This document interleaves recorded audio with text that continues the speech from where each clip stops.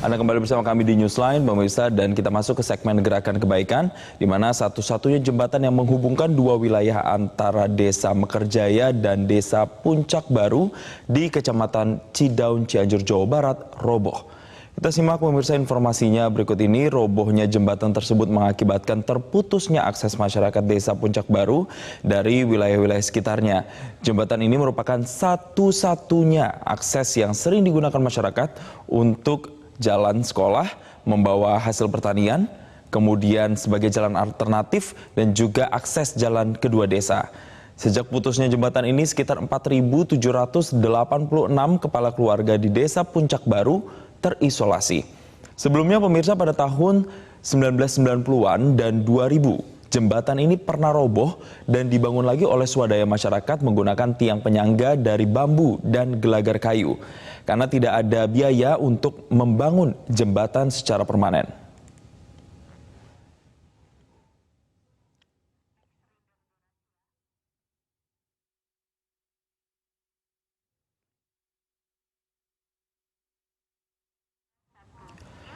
Dan pemirsa setia Newsline, mari kita bantu membangun jembatan tersebut secara permanen agar 4.786 kepala keluarga di Desa Puncak Baru tak lagi terisolasi melalui cara berikut ini.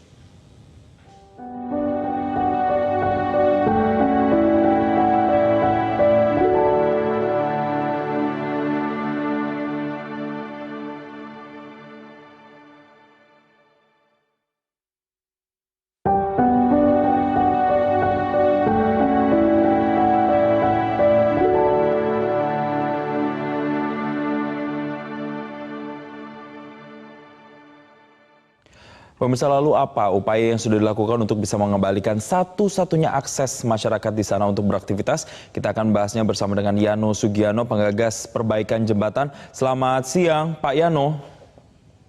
Ya, selamat siang. Ya, terima kasih telah bergabung di Newsline. Pak Yano, untuk jembatan di Desa Puncak Baru ini terputus dan kemudian warga terpaksa terisolasi. Sudah berapa lama keadaan ini berlangsung, Pak Yano? Sebetulnya kejadian putusnya jembatan ini sudah berlangsung lama dan bahkan beberapa kali roboh gitu kan, dibangun lagi sama warga, roboh lagi gitu kan, karena memang pondasi dan juga bahan-bahan bangunannya juga masih terbilang seadanya gitu kan, dari bambu dan kayu. Nah, ini kondisi yang terbaru, robohnya itu hampir 2 bulan lebih ya. 2 bulan lebih terjadi roboh lagi, padahal kemarin sempat diperbaiki sama masyarakat. Cuman tadi karena bahan-bahan bakunya yang masih sederhana dan ketika ada longsoran dan ada banjir bandang, banjir yang cukup besar di sana, akhirnya roboh lagi seperti itu. Pak Yano, roboh terakhir artinya 2 bulan terakhir warga pun tidak bisa beraktivitas. Nah, warga yang terisolir ini untuk bisa mendapatkan misalnya bahan pasokan makanan, atau mereka ada juga yang mengirimkan hasil tani mereka ke wilayah lain, atau juga anak-anak yang harus bersekolah melalui jembatan tersebut, seperti apa akhirnya untuk bisa memenuhi kegiatan-kegiatan tersebut, Pak Yano? Ya, kalau misalnya tidak ada jalan ini, mereka itu harus memutar arah jalan gitu kan ya, dimana kondisinya itu lumayan cukup jauh, kurang lebih 1 jam itu memakai sepeda motor. Baik, ada jalan yang kemudian harus muter jalan. Nah, kemudian untuk jembatan ini sendiri, apakah memang pemerintah daerah setempat belum berupaya untuk kemudian membangun jembatan permanen di sana, Pak Yano? Selama ini belum ya, dari tahun 1990 sampai sekarang itu masih swadaya masyarakat ya, dibuat dari bambu dan kayu gitu kan. Jadi ini bangunannya yang seadanya gitu kan.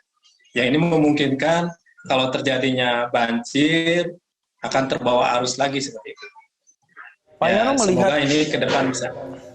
Iya, melihat jembatan yang dibangun dengan seadanya, dengan bahan-bahan yang tidak permanen begitu. Pernah nggak ada kejadian-kejadian misalnya ada orang yang terhanyut misalnya, atau jatuh ke sungai, atau menimbulkan korban begitu? Ada nggak cerita-cerita seperti itu, Pak Yano, di sana? Kalau di sana sih belum ini ya, saya belum dapat informasi yang lebih lengkap tentang kondisi yang tadi sampai ada korban jiwa gitu kan. Cuman ya kalau kondisi yang seperti korban jiwa ada juga sih di daerah lain yang masih satu jalur kayak gitu, satu sungai ini. Baik, Pak Yano, kemudian upaya-upaya apa yang sudah dilakukan untuk